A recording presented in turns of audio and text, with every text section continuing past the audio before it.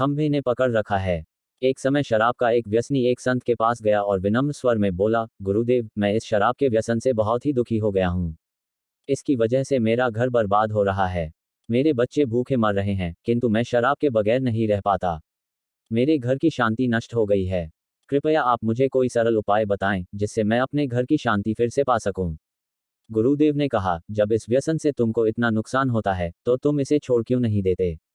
व्यक्ति बोला, पूज्य श्री, मैं शराब को छोड़ना चाहता हूँ, पर यही मेरे खून में इस कदर समा गई है कि मुझे छोड़ने का नाम ही नहीं ले रही है। गुरुदेव ने हंसकर कहा, कल तुम फिर आना, मैं तुम्हें बता दूंगा कि शराब कैसे छोड़नी है। दूसरे दिन निश्चित समय पर वह व्यक्ति महात्मा के पास गया। उसे देख महात्मा झट से खड़े हुए और एक खंभे को कसकर पकड़ लिया।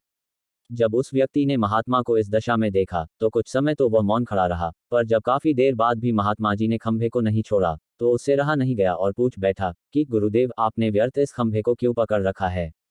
गुरुदेव बोले, वत्स, मैंने इस खंभे को नहीं पकड़ा है, यह खंभा मेरे शरीर को पकड़े हुए है।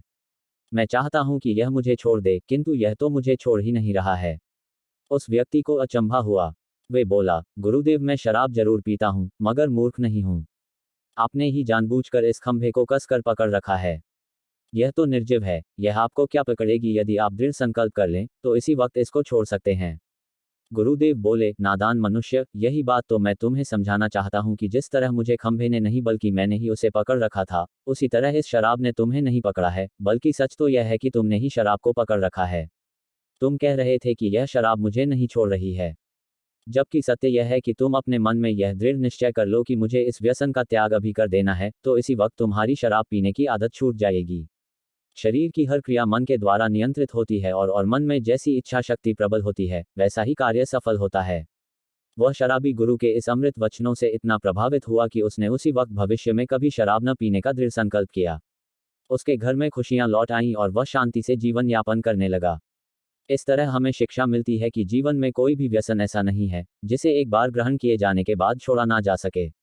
अगर मनुष्य चाहे तो बड़ी से बड़ी बुराई का त्याग कर सकता है।